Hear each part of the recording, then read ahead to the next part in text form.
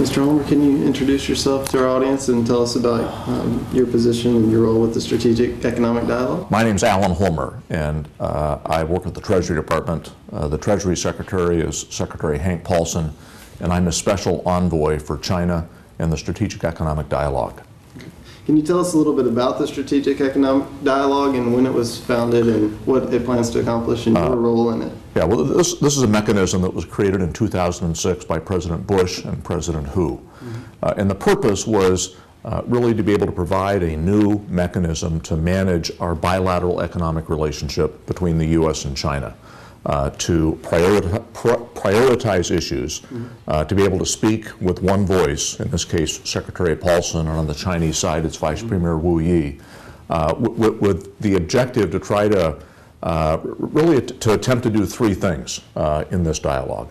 The first is to advance our economic relationship by establishing new habits of cooperation between our two governments and between our two countries. The second is to advance or to accelerate the next wave of China's economic reform. I mean, they really opened up to investment and to trade in the late 1970s, but the purpose here now is to try to accelerate the next large wave of reform within China. And the third is to encourage China to act as a responsible participant in the international community. Okay. And as I was researching the SED, I noticed that one of the stated goals that the U.S.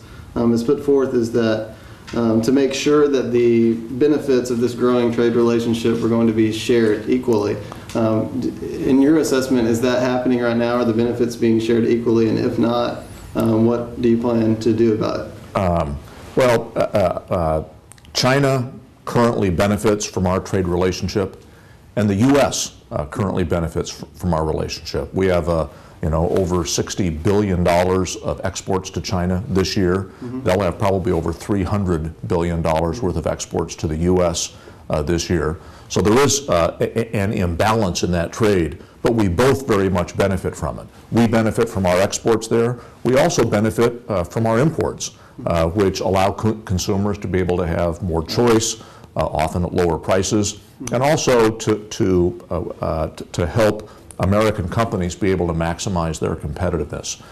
So we very much do benefit from that bilateral trade. And you mentioned the trade imbalance. A lot of people talk about products made in China.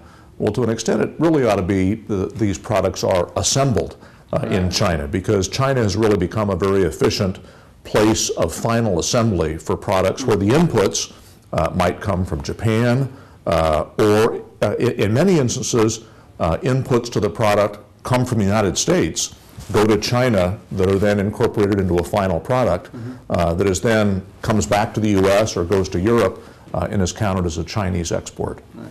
And the trade imbalance was something like $232 billion last year, a deficit for the U.S. Right. Is that necessarily a bad thing for the U.S.? This is just personally, I don't really understand it very well, so I was wondering if you could shed some light on that. Because you did say that the $60 billion that we're trading over there obviously benefits us. Well, I think one makes a mistake if they look solely at bilateral trade imbalances. If you do look at global trade imbalances, be it that for China or for the United States, those are issues that we need to be sensitive to. But I think the key is to make sure that in the United States, our economy remains strong. And one of the best ways to do that is for us to continue to be open to trade, open to investment.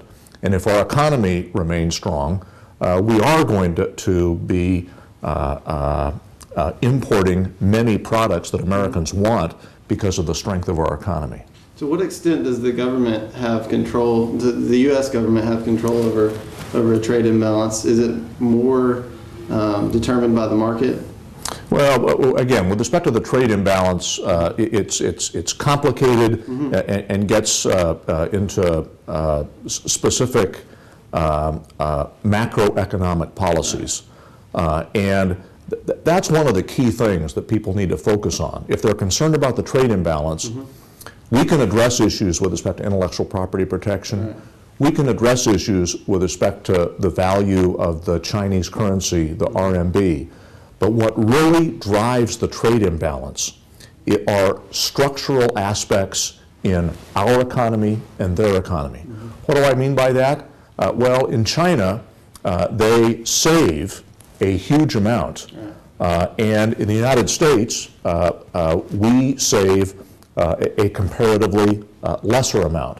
So what we're trying to do is to encourage the Chinese, and they agree with this, but it's really a question of the pace and how they go about it, encouraging the Chinese, instead of having an economy that's focused on investment and manufacturing and exports, to have it be more driven by domestic consumption within China, development of services, and as they do that, it's going to provide a greater and more balanced opportunity for growth within China, but will also cause there to be more of an equilibrium with respect to the trade balance between our two countries. Right.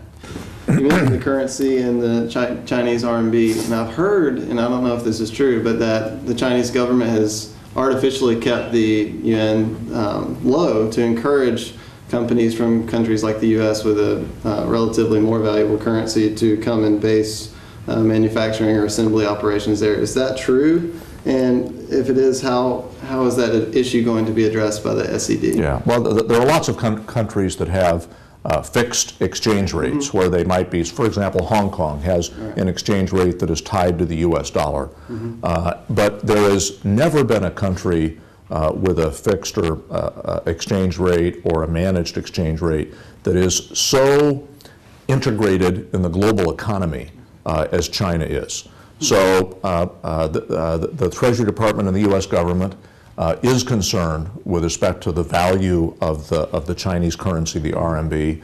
Secretary Paulson has been raising this at every opportunity with the Chinese, but he's also been talking with lots of others about it, be it President Lula in Brazil or President Sarkozy in France, other European officials. We talk about it at the International Monetary Fund, a large international meeting called the Group of 20, the G20, and there is increasing concern from not just the United States, but from lots of other countries. For example, the Europeans were over there just this week talking with the Chinese, expressing their concerns. So from our perspective, the more international voices, the better, because China's trade imbalance is not just with the U.S., it's a trade imbalance they have globally. And the top Chinese leadership recognize this is something that they need to address, that they do need to appreciate the value of their RMB. And what the debate and discussion really is on the pace of that reform and not the direction of the reform. Right. And you mentioned also that the structural difference between the economies, how the Chinese tend to save more than consumers in the U.S.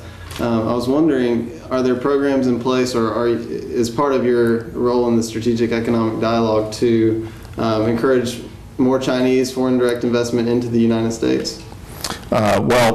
We welcome investment from China and other countries. I think that's one of the reasons why our economy is so strong, because we have been open to investment. President Bush, for example, in May, put out the first statement by an American president in the last 15 years talking about how welcoming we are for investment. So to the extent that the Chinese want to be able to invest in the United States, that is something that we think is a positive as far as our economic relationship is concerned.